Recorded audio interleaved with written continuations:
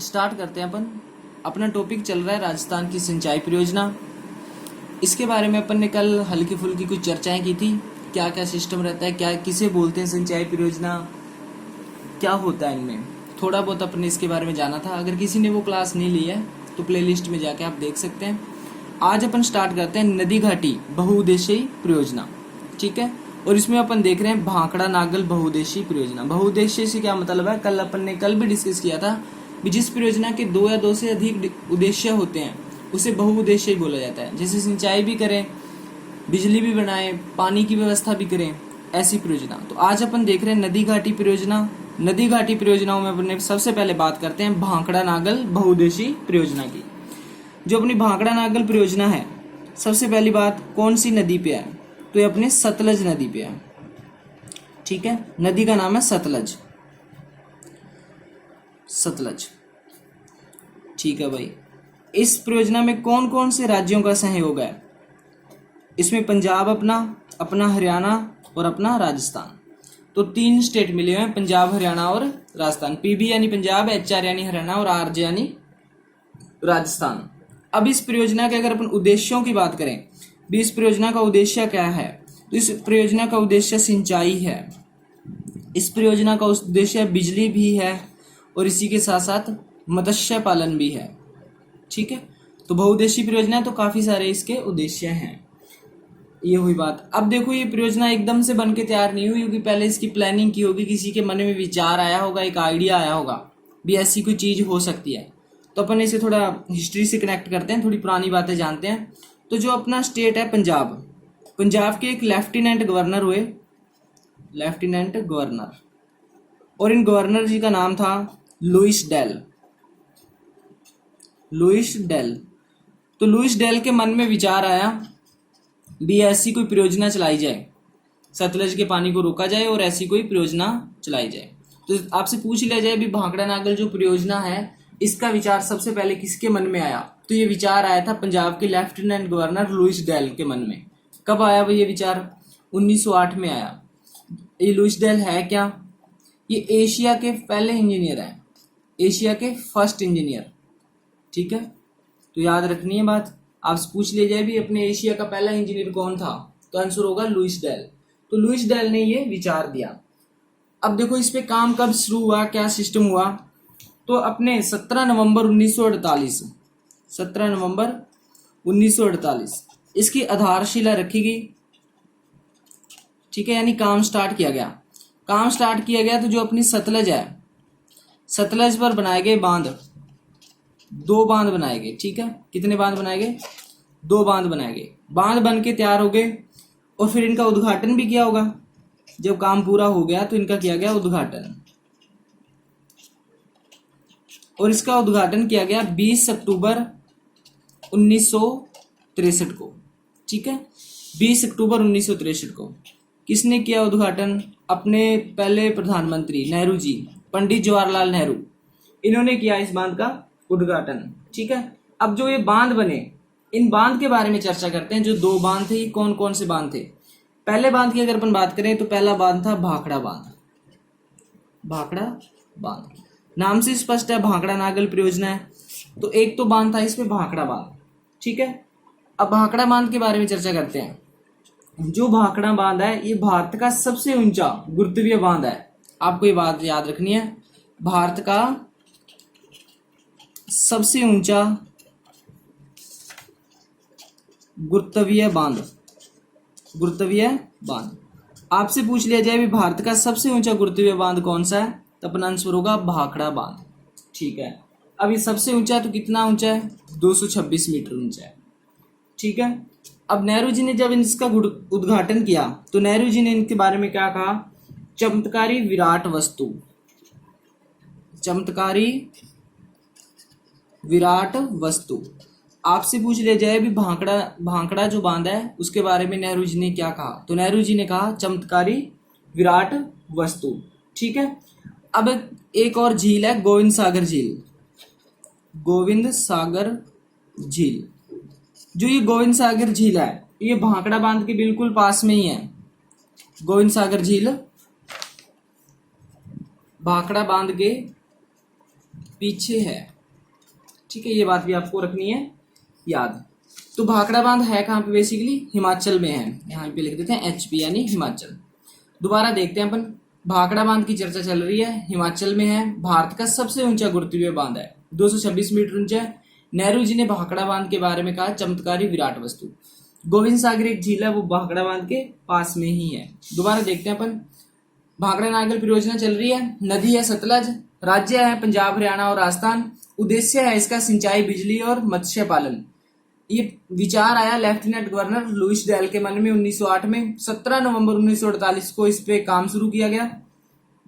20 अक्टूबर 1963 को नेहरू जी ने इसका उद्घाटन किया। जो ये 2 बांध बने हुए हैं, पहला बांध है भाखड़ा बांध, हिमाचल में है, भारत का सबसे ऊंचा गुरुत्वीय बांध है।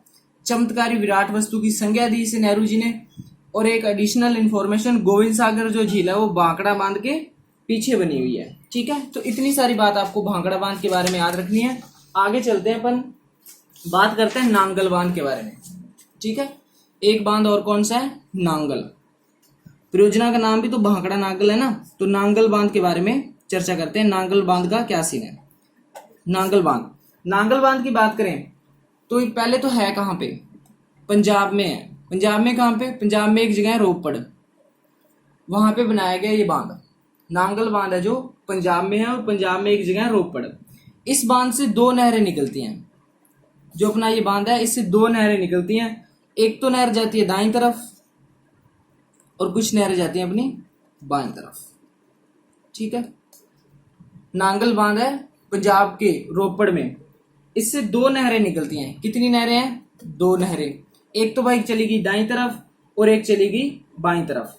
ठीक है, जो दाईं तरफ जाती है, जो नहर दाईं तरफ जा रही है उसका नाम है बिस्त नहर।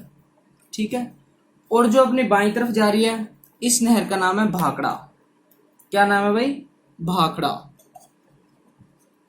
भाखड़ा नहर।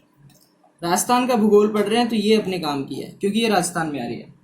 राजस्थान में कहाँ पे आती है? अपने राजस्थान का एक उत्तर में डिस्ट्रिक्ट है हनुमानगढ़, बहुत ही प्यारा डिस्ट्रिक्ट है हनुमानगढ़। यहाँ पे आती है अपनी भाखड़ा नहर। ठीक है, तो इसी कारण अपने भाखड़ा नागल बहुउद्देशीय परियोजना पड़ी, क्योंकि इसका पानी अपने हनुमानगढ़ डिस्ट्रिक्ट में आता है। ठीक है, अब चलते हैं। अपन ने देखा था ना भी 15.22% जो काम में लेते हैं अपन, वो इधर ही काम में लेते हैं। अब अपन बात करते हैं, सिंचाई की तो बात होगी, अब अपन बात करते हैं इस पे बिजली की। अपन ने ये भी तो देखा था भी इस पे बिजली भी बनती है। तो बिजली के लिए इस पे जो परियोजनाएं चल रही हैं उसके लिए मैं एक कोड लिख देता हूं, और उस कोड का नाम है कंगारू। ठीक है, तो कंगारू से कैसे तो हो जाएगा कोटड़ा में एक इस पे परियोजना चल रही है। गैसे हो जाएगा गंगवाल, तो गंगवाल में भी इसके ऊपर परियोजना चल रही है। और ऐसे हो जाएगा रोपड़ में भी इस पे बिजली बनाने के लिए काम चल रहा है। ठीक है,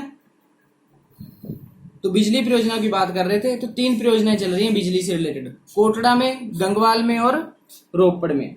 ठीक है, अब इससे कितनी बिजली बनती है? तो इससे टोटल बनती है 492 मेगावाट।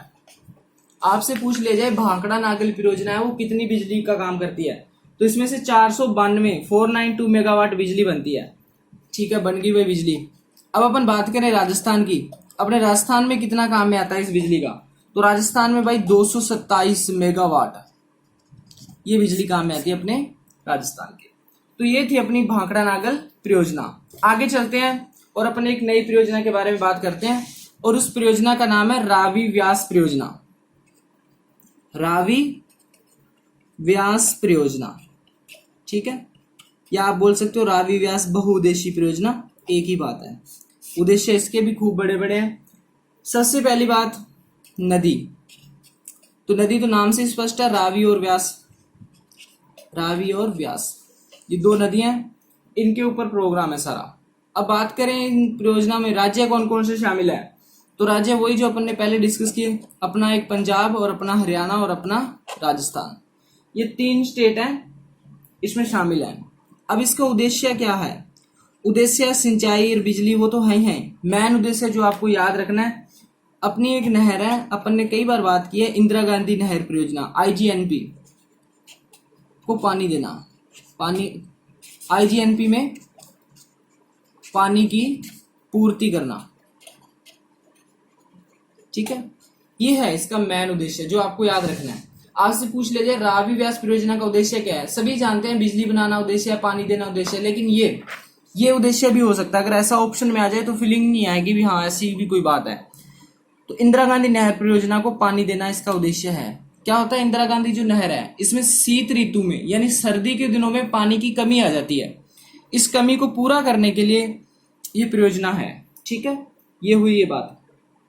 अब अपन आगे चलते हैं इसे लेके और अपन इसके निर्माण के बारे में चर्चा करते हैं।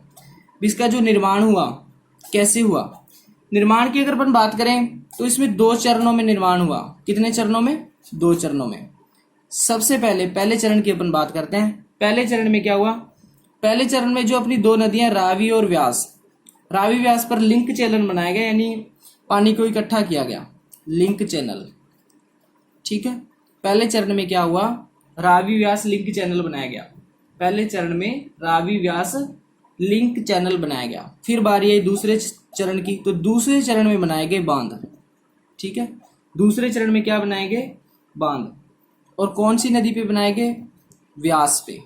कौन कौन से बांध बनाए गए, 2 बांध बनाए गए। 2 के बारे में अपन चर्चा करते हैं, कौन कौन से हैं। एक तो अपना पौंग बांध और एक अपना पडो बांध। ठीक है, दूसरे चरण में क्या हुआ, 2 बांध बनाए गए व्यास पे। एक तो बनाया गया अपना पौंग बांध और एक बनाया गया पडो बांध। है कहाँ पे ये, दोनों के दोनों हिमाचल में हैं। दोनों के दोनों कहाँ है, हिमाचल, एचपी यानी हिमाचल प्रदेश। जो पौंग बांध है, जो अपना पौंग बांध है, इससे राजस्थान को फायदा होता है 59% का। ठीक है, और जो पडो बांध है इसे अपने राजस्थान का फायदा है इसमें 20%। ये बात अपने को याद रखनी है। निर्माण हो रहा है भाई रावी व्यास परियोजना का, 2 चरणों में हुआ। पहले चरण में रावी व्यास लिंक चैनल बनाया गया, दूसरे चरण में बनाए गए बांध। और कहाँ बनाए गए, व्यास नदी पे। कितने बनाए गए, 2। एक का नाम पौंग रखा और एक का नाम पडो रखा। एक हिमाचल में है और एक पडो है जो वो भी हिमाचल में है। राजस्थान के लिए पहला जो पौंग बांध है वो 59% हिस्सेदारी दिखाता है और जो पडो बांध है वो 20% हिस्सेदारी दिखाता है। ठीक है, अभी अपन ने बात की थी भी इंदिरा गांधी में जो पानी की कमी आ जाती है, जो अपनी इंदिरा गांधी है, इंदिरा गांधी नहर परियोजना, उसमें आ जाती है पानी की कमी। उस कमी को पूरा करने के लिए परियोजना चल रही है। तो जो अपना पौंग बांध है ये अपनी जो आईजीएनपी है, इंदिरा गांधी नहर परियोजना में पानी की कमी को दूर करता है, कमी को दूर करता है। और ये कब आती है कमी, शीत ऋतु में, शीत ऋतु। ठीक है, अब ऐसे मत सोचना भी पानी तो गर्मी में ज्यादा चाहिए। जो इंदिरा गांधी है उसमें हरीके बैराज से पानी आता है, जब उधर पानी सूख जाएगा, प्रोग्राम खत्म हो जाएगा, तो इसलिए इधर पानी भेजा जाता है। ठीक है, तो ये बात आपको याद रखनी है। अब देखो परियोजनाओं में लड़ाई झगड़े भी होते ही रहते हैं, तो इसके लिए दो आयोग बने हुए हैं, तो वो आपको याद रखने हैं। आपसे डायरेक्ट पूछ लिया जाता है भी ये किससे संबंधित है, तो अपने को आना चाहिए। पहली बात, राजीव गांधी लोगोवाल समझौता, राजीव गांधी लोगोवाल समझौता। और सेकंड अपना इराडी आयोग। ठीक है, सिंपल सा क्वेश्चन आ जाए, इराडी आयोग का संबंध कौन सी सिंचाई परियोजना से है, तो अपना आंसर होगा रावी व्यास परियोजना। ठीक है, ये बात थी 1985 की और ये बात थी अपनी 1986 की। ठीक है, इन दोनों का संबंध, इसका और इसका, राजीव गांधी लोगोवाल समझौते का और इराडी आयोग का, इन दोनों का संबंध रावी व्यास परियोजना से है। बस आपको इतनी सी बात याद रखनी है। आगे चलते हैं अपन, आगे अपन परियोजना की बात करते हैं और उस परियोजना का नाम है माही बहुउद्देशीय परियोजना। माही बहुउद्देशीय परियोजना। अपन ने नदियां पढ़ी थी पीछे, अफवाह तंत्र पढ़ा था, तो उसमें अपन ने माही के बारे में चर्चा की थी। वहां पे मैंने आपको बहुउद्देशीय परियोजना ये काफी हद तक बता दी थी। अपन ने देखा जो माही नदी है वो बांसवाड़ा में एंटर होती है। बांसवाड़ा का एक गांव था खादू, वहां से, और कर्क रेखा को काटते हुए यू के आकार में बहती हुई अपने राजस्थान से चली जाती है गुजरात में। ऐसी कुछ अपन ने बात की थी। तो जो पहली बात, तो ये परियोजना चल रही है, तो ये कौन सी नदी पे है, तो नदी तो नाम से स्पष्ट है भाई, माही है। ठीक है, अपन बात करें कौन से राज्य हैं, तो राज्य है इसमें एक तो अपना राजस्थान। अब पता होना चाहिए माही कहाँ है, क्योंकि अपन ने पहले क्लास ली है तो आपको पता ही होगा, और गुजरात। अगर आपने पहले की क्लास नहीं है तो प्ले लिस्ट में जाके अफवाह अंतर देख लेना चाहिए, वरना हो सकता है माही पाकिस्तान की नदी लगने लग जाए। तो माही जो है ये राजस्थान और गुजरात के अंदर चलती है।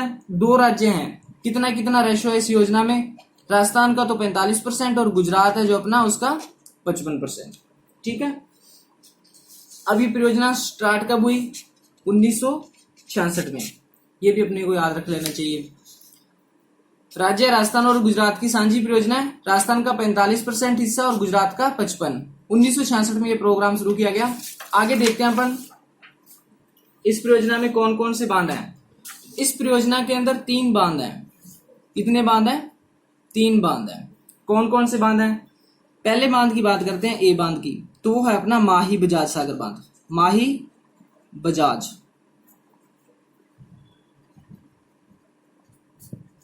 ठीक है। माही बजाज सागर बांध है कहां पे? तो ये बांसवाड़ा में है, बांसवाड़ा। ठीक है। माही बजाज सागर वो जो बांध है बांसवाड़ा में है। बांसवाड़ा में कहां पे? बांसवाड़ा में एक जगह है बोरखेड़ा, यहां पे बना हुआ है अपना माही बजाज सागर बांध। और ये कहां कब बना है? यहाँ पे 1983 में ये बात हुई। ठीक है। इसके बारे में अपन ने वैसे तो बात कर चुके हैं माही बजाज सागर के बांध के बारे में। सबसे लंबी बांध परियोजना है ये, राजस्थान की सबसे लंबी बांध परियोजना। ठीक है।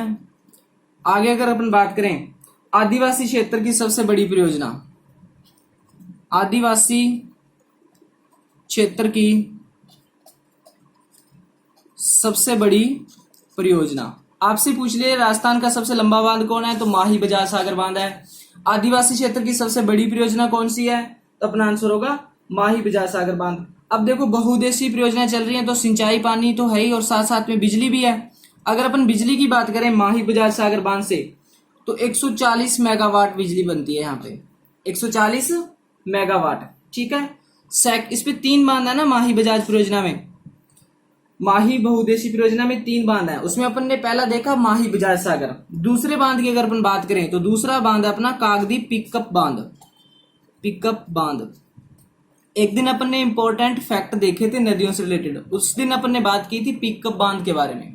राजस्थान में 2 पिकअप बांध है, एक तो अपना कागदी पिकअप बांध और एक जवाहर सागर बांध जो चंबल पे बना हुआ है। ये दोनों ही अपने पिकअप बांध है। जो अब कागदी पिकअप बांध है ये है कहां पे, तो ये है अपना बांसवाड़ा में। ठीक है। कहां पे है? बांसवाड़ा में है। ठीक है। अब जो ये बांध है कागदी पिकअप बांध, इससे भाई 2 नहरें निकलती हैं। कितनी नहरें निकलती हैं? 2 नहरें निकलती हैं। कौन कौन सी निकलती हैं? पहली नहर का नाम है आनंदपुरी नहर, आनंदपुरी नहर। ठीक है। आनंदपुरी नहर। दूसरी की अगर अपन बात करें, जो दूसरी नहर है तो वो उस नहर का नाम है सागवाड़ा नहर, सागवाड़ा नहर। ठीक है। कागदी पिकअप बांध बांसवाड़ा में है। 2 नहरें निकलती हैं, आनंदपुरी नहर और सागवाड़ा नहर। जो आनंदपुरी है ये तो निकली है भाई बाईं तरफ और ये निकली है दाईं तरफ। ठीक है। अब जो ये दोनों की दोनों नहरें हैं इनका पानी जाता है डूंगरपुर में। कहाँ जाता है? डूंगरपुर में। ये खतरनाक बात है। बांध कहाँ पे है? बांसवाड़ा में। पानी किसको दे रहा है? डूंगरपुर को। तो ये थोड़ा सा मैटर आपको याद रखना है। तीसरे बांध की अगर अपन बात करें तो इस पे तीसरा बांध बना हुआ है कडाना बांध। ठीक है कहां पे? ये गुजरात में है, गुजरात में। ठीक है। अब देखो, एक तो जब ये परियोजना स्टार्ट की गई, कोई काम शुरू तो होता ही है ना। जो मैंने ये बांध लिखे हैं, जैसे मान लो ये अपन जानते हैं यू की शेप में बहती है, ऐसे है। यहाँ माही बजाज सागर हो गया, फिर कागदी पिकअप हो गया और लास्ट में काडना हो गया। ठीक है। ऐसे बांध है ये अपना माही बजाज सागर, ये अपना कागदी और ये काडाना। तो जो अपन ने एबीसी लिखे हैं, ये जिस तरह से नदी जा रही है उसी क्रम में है। लेकिन जब ये बांध बने होंगे तो पहले तो कोई बना ही होगा ना। पहले चरण में जब काम स्टार्ट किया तो 2 बांध बनाए गए, अपना ए बांध और सी बांध। स्टार्टिंग में जब काम चला इस परियोजना पे तो माही बजाज सागर बांध और कडाना बांध बनाया गया। ठीक है। बाद में पता चला भी खूब पानी है, एक बांध और बना देते हैं, कोई दिक्कत नहीं है। तो बाद में दूसरे चरण में क्या हुआ, कागदी बांध बनाया गया। ठीक है, आगे चलते हैं अपन। ये थी अपनी माही बहुउद्देशीय परियोजना। अपन ने देखा अपने बांसवाड़ा और डूंगरपुर में खूब अच्छा नाम है इन परियोजनाओं का। आगे अगर अपन परियोजनाओं की बात करें तो एक अपनी नदी है चंबल, उस पर भी परियोजनाएं चल रही हैं भाई। उस परियोजना को बोलते हैं चंबल बहुउद्देशीय परियोजना, चंबल बहुउद्देशीय परियोजना। तो अपन बात करते हैं चंबल की। तो जब भी चंबल का नाम आता है तो मेरे मन में तो चंबल के डाकू ही आते हैं। ठीक है, तो आपके मन में भी कुछ ना कुछ आता ही होगा। तो चंबल नदी की अगर अपन बात करें, इस पे ये परियोजना स्टार्ट की 1953 में। ठीक है, नदी आपको पता चल ही रहा है, नदी कौन सी है, चंबल है भाई। ठीक है, अभी राज्य की बात करें, राज्य कौन कौन से हैं, तो चंबल अपन जानते हैं मध्य प्रदेश से निकलती है, जानपाव की पहाड़ी से। तो मध्य प्रदेश और राजस्थान, मध्य प्रदेश और राजस्थान के योगदान की बात करें तो दोनों इसका 50-50% काम में लेते हैं इस योजना का। ठीक है, अब बहुउद्देशीय परियोजना है तो पानी तो देती है, पीने का भी देती है, सिंचाई के लिए भी देती है, बिजली बनाने के लिए भी देती है। तो अगर बिजली की बात करें तो 386 मेगावाट बिजली बनती है इस नदी पे। चंबल बहुउद्देशीय परियोजना में 386 मेगावाट बिजली बनती है। ठीक है, बन गई भाई बिजली। अब अपन बात करते हैं राजस्थान की। राजस्थान में कितना काम आती है बिजली, 193 मेगावाट ये बिजली काम आती है अपने राजस्थान में। अपने सेम की समस्याओं के बारे में बातचीत की थी। पहली समस्या चल रही है अपनी इंदिरा गांधी नहर पे, वहां पे एक परियोजना चल रही है इंडो डच परियोजना, उस सेम की समस्या को दूर करने के लिए। इंदिरा गांधी नहर परियोजना है, उसके चारों तरफ आ रही है सेम, उस सेम की समस्या को दूर करने के लिए इंडो डच परियोजना चलाई जा रही है। इस परियोजना के तहत यूकोलिप्टस यानी सफेदे के पेड़ लग रहे हैं। ठीक है, सेम होती क्या है, जमीन के नीचे जिप्सम की परत पाई जाती है, जिससे क्या एक्स्ट्रा पानी धरातल के अंदर नहीं जाता, पानी इकट्ठा हो जाता है, दलदल बन जाती है, उसे सेम बोला जाता है। राजस्थान में दो एरिए, एक तो अपना इंदिरा गांधी नहर परियोजना है जो उसके चारों ओर का बेल्ट, और एक अपना चंबल बहुउद्देशीय परियोजना के चारों ओर का बेल्ट, सेम ग्रसित क्षेत्र है। तो इंदिरा गांधी जो है आईजीएनपी, वहां पे तो चल रही है इंडो डच परियोजना, और जो अपनी चंबल है तो यहाँ पे सेम समस्या से छुटकारा पाने के लिए एक परियोजना चल रही है। उस परियोजना का नाम है रजाद। ठीक है, रजाद, राजाद नहीं, रजाद परियोजना किसके सहयोग से चल रही है, कनाडा के सहयोग से चल रही है। ये बात आपको याद रखनी है, करंट से रिलेटेड है, पूछा जा सकता है। ठीक है, ये बात होगी। इस पे अपन बात करते हैं चंबल पे बांधों की। तो चंबल पे कितने बांध है, चंबल पे भाई 4 बांध है। तो नदी वाला टॉपिक जब अपन ने पढ़ा था, चंबल के बांध अच्छी तरह से डिस्कस किए थे, तो आज अपन इसके बारे में हल्की फुल्की जानकारी लेंगे। बिल्कुल, किसी ने क्लास नहीं लिए तो वहां जाके देख लेना। बांध है अपने 4। अब 4 बांध बने होंगे तो टाइम भी लगा हुआ। तो ये 4 बांध है जो 3 चरणों में बने, यानी 3 बार मिस्त्री बुलाया गया और कहा गया भाई बांध बना दे यहाँ पे। तो मिस्त्री साहब जब आए, पहले चरण की बात करते हैं फर्स्ट की। तो फर्स्ट चरण में 2 बांध बनाए गए, कौन कौन से, गांधी सागर और एक अपना कोटा बैराज। ठीक है, जो गांधी सागर है ये तो है मध्य प्रदेश में, और कोटा बैराज अपना नाम से स्पष्ट है, कोटा में है। गांधी सागर से बिजली बनती है, कोटा बैराज से ओनली सिंचाई की जाती है। जब दोबारा मिस्त्री लगाए गए सेकंड चरण में, तो सेकंड चरण में एक ही बांध बनाया गया और उस बांध का नाम था राणा प्रताप सागर। ठीक है, तो मैंने पहले भी बताया राजस्थान का अफवाह तंत्र में क्लास है चंबल के बारे में, वहां इसे डिटेल में देखा गया। राणा प्रताप सागर बनाया गया दूसरे चरण में 1970 में, और ये अपने दोनों थे 1960 में।